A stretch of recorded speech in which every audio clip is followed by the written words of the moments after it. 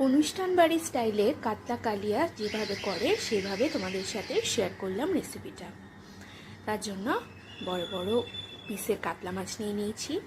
নুন, হলুদ আর সর্ষের তেল দিয়ে মেখে নিয়েছি। মেখে নিয়ে কিছুক্ষণ রেখে দিয়েছি। রাখার পরে কড়াইতে সর্ষের তেল গরম করে মাছগুলোকে হালকা করে ভেজে নিয়েছি। মাছগুলোর এক পিঠ যখন দেখবেন ছেড়ে ছেড়ে আসছে তখনই উল্টাবেন, না হলে মাছগুলো ভেঙে যেতে পারে। আর যেহেতু আগে থেকে সর্ষের তেল দেওয়া ছিল মাখানোর সময়, তার জন্য তেল থেকে মাছগুলো আর ছিটে ছিটে আসবে না। এবার একটা মিক্সিং জারের মধ্যে লঙ্কা, পেঁয়াজ, আদা, রসুন আর দিয়ে দিন একটু বেশি পরিমাণে কিশমিশ। জল দিয়ে ভালো করে স্মুথ পেস্ট করে নিন।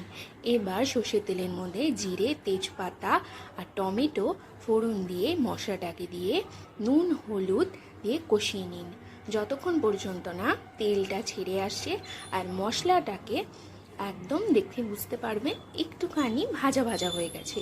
এর মধ্যে দিয়ে দিন ঘরে তৈরি করা জিরের গুঁড়ো, ধনের গুঁড়ো। এবার দিয়ে দিন মিক্সিং বাটির মধ্যে কিছুটা টক দই।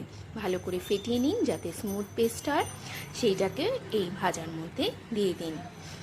এবার ভালো করে নাড়িয়ে চাড়িয়ে যখন দেখবেন তেল ছেড়ে আসছে তখন গরম জল দিয়ে দিন যাতে ঝোলটা খুব টেস্টি হয় আর তাড়াতাড়ি হয়ে যায়। এবার ঝোলের মধ্যে দিয়ে দিন ভাজা মাছগুলো। একটা মশলা করে রাখুন যার মধ্যে টেলে নেওয়া জিরে, ধনে, লঙ্কা, তেজপাতা, গরম মশলা, একটু মৌরি আর গোলমরিচ ছিল। এই ভাজা মশলাটাকে করে ওপর থেকে ছড়িয়ে দিন আর একটুখানি ঘি ছড়িয়ে নামিয়ে নিন কাতলার কালিয়া। এইভাবে কাতলার কালিয়া করে দেখুন, একদম অনুষ্ঠান বাড়ির মতনই স্বাদ হবে।